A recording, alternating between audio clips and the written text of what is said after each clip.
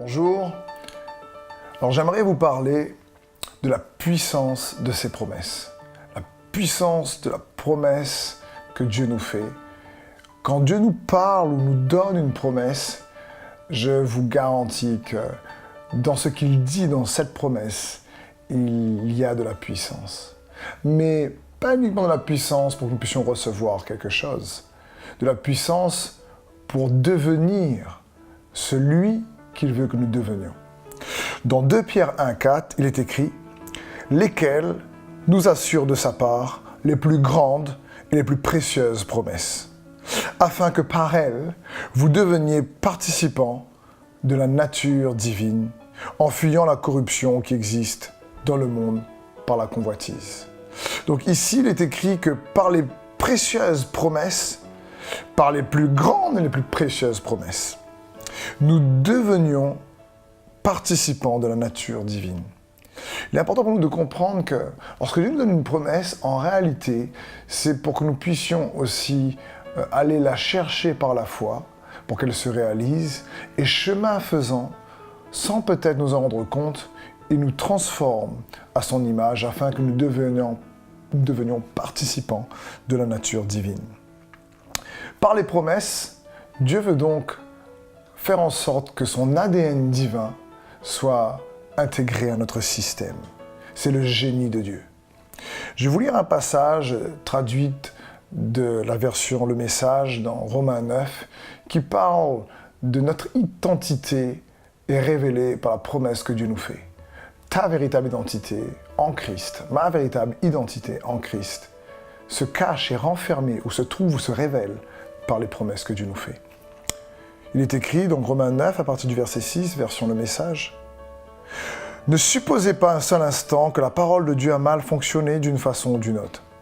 Ce n'est pas tous les Israélites selon la chair qui sont Israélites selon l'esprit.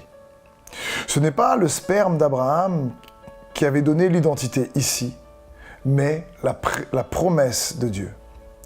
Ta descendance sera issue d'Isaac. » Cela signifie que l'identité d'Isaac n'a jamais été déterminée racialement par la transmission sexuelle, mais elle a été déterminée par la promesse de Dieu.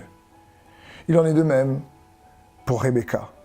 Une promesse a été faite qui a pris la priorité, c'est-à-dire qui prévaut sur la génétique. Quand elle est tombée enceinte par notre ancêtre Isaac, ses bébés étaient toujours innocents dans l'utérus, incapables de faire le bien ou le mal.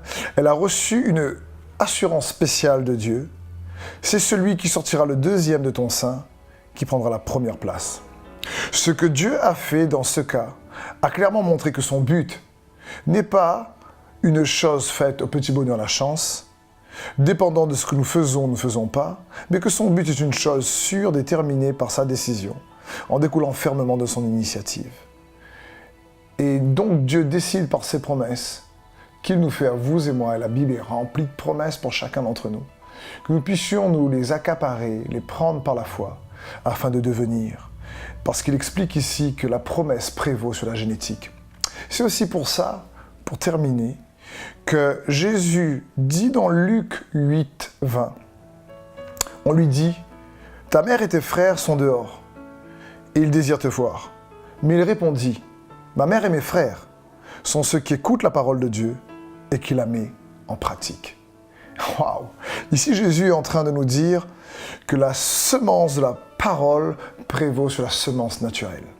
La parole de Dieu, ses promesses, c'est ce qui nous transforme à l'image de Christ et qui nous permet d'être affermis de notre identité en lui. Que Dieu vous bénisse.